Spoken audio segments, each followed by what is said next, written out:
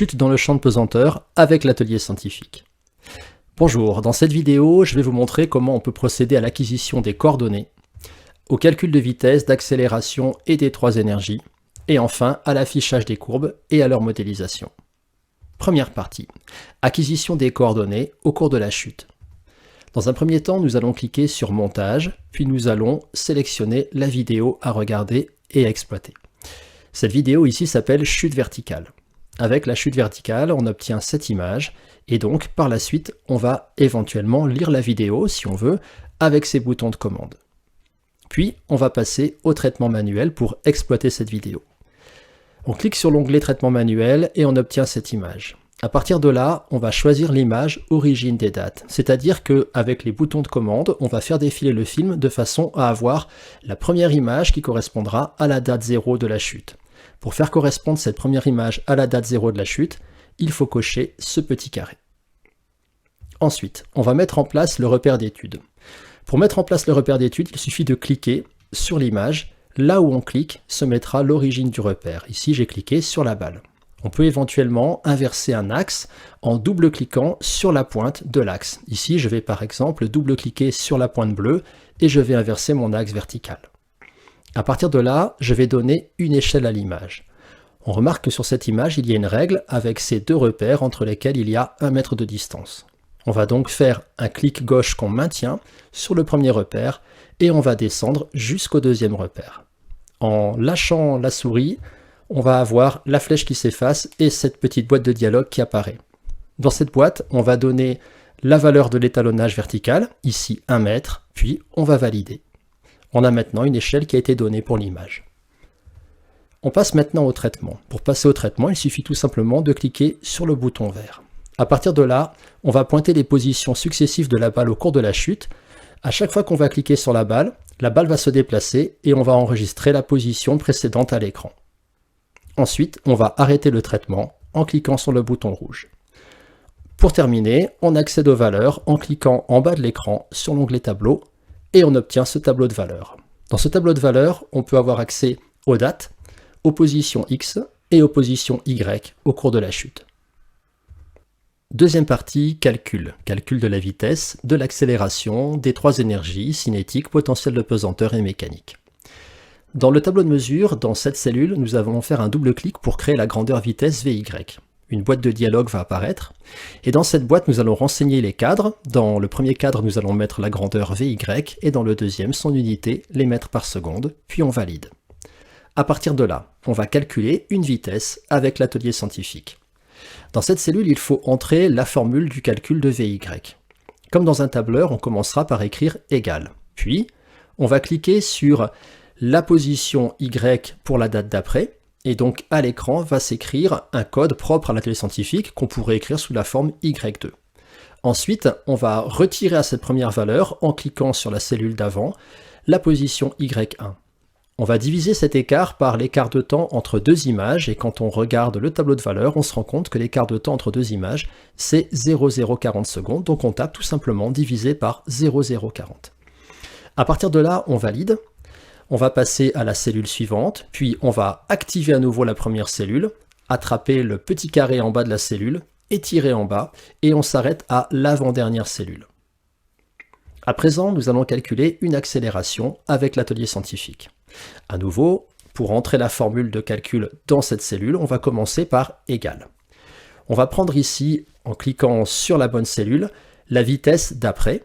À l'écran, on verra s'écrire par exemple le code VY2, puis on va lui soustraire la vitesse d'avant et on verra donc moins VY1 s'écrire. On va à nouveau diviser par l'écart de temps entre ces deux vitesses. Cet écart de temps, c'est toujours 0,040. Ensuite, nous allons valider, activer à nouveau la cellule, étirer en bas en s'arrêtant à l'avant-dernière cellule de cette nouvelle colonne. À présent, nous allons procéder à la création de la grandeur énergie cinétique. Pour ce faire, nous allons double-cliquer dans cette cellule et on verra apparaître cette boîte de dialogue. Dans cette boîte, nous allons renseigner les cadres grandeur avec le symbole, l'unité avec son symbole et nous allons valider. Dans un deuxième temps, nous allons créer la grandeur énergie potentielle de pesanteur en double-cliquant dans la cellule d'à côté. On va renseigner à nouveau la boîte de dialogue correspondante et on fera pour la cellule d'à côté la même démarche pour la création de l'énergie mécanique. Pour calculer une énergie cinétique avec l'atelier scientifique, dans cette cellule, nous allons entrer la formule du calcul de l'énergie cinétique. De façon générale, EC est égal à 1/2 fois m fois v carré. Ici, on va écrire égale 0,5 fois la masse de la balle de tennis, 58 grammes, passée en kilogrammes, et on multipliera ces valeurs par la première valeur de la vitesse. En cliquant sur cette cellule, donc VY1, on va voir apparaître le code propre à l'atelier scientifique qui correspond qu'on a cliqué sur cette cellule.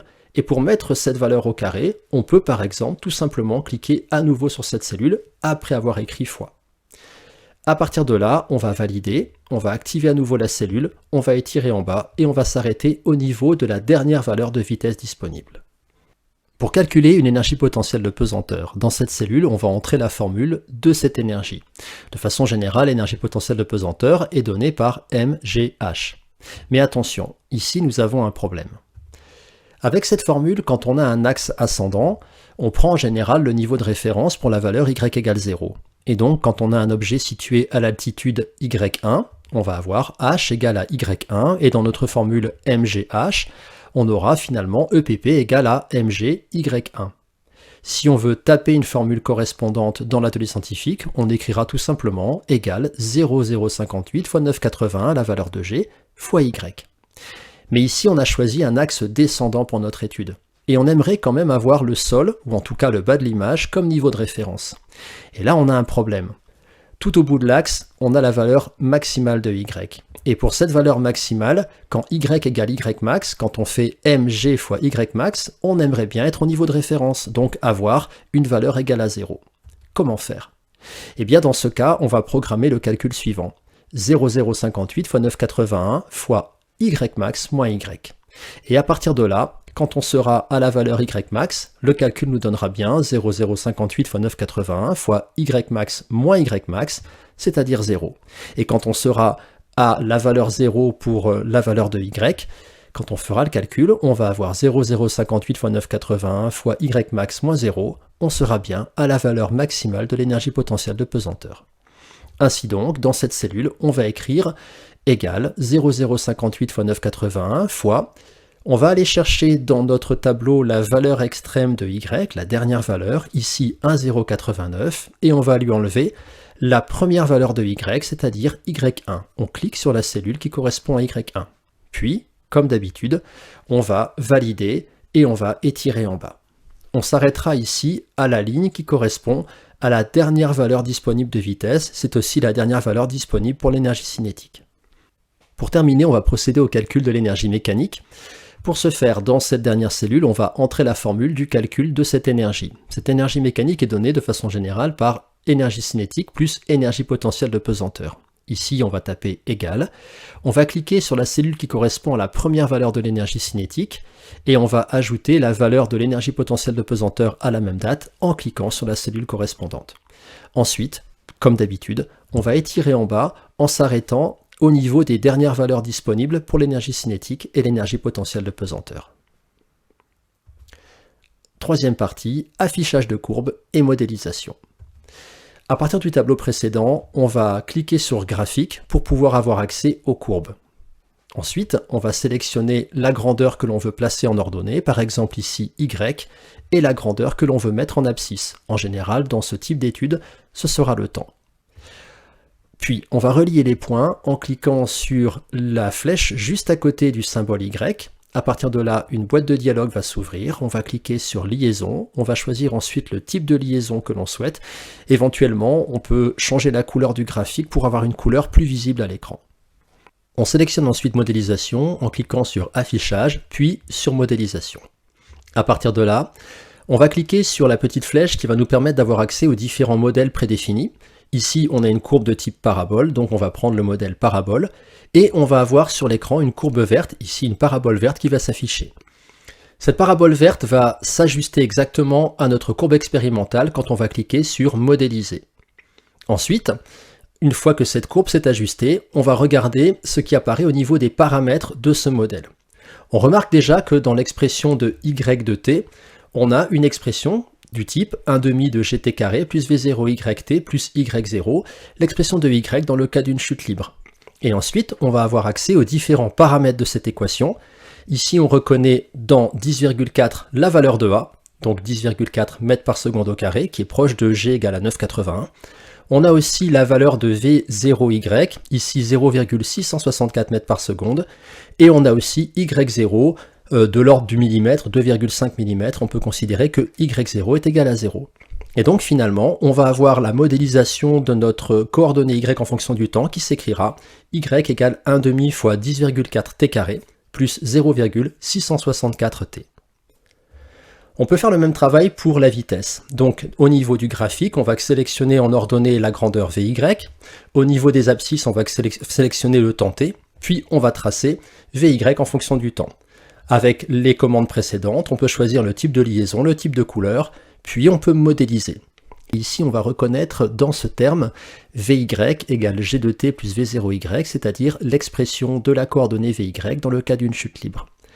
Avec les paramètres, on va reconnaître en A la valeur de l'accélération qui devrait être égale à 9,80 dans ce type de chute. Ici, l'accélération est égale à 10,3 mètres par seconde au carré.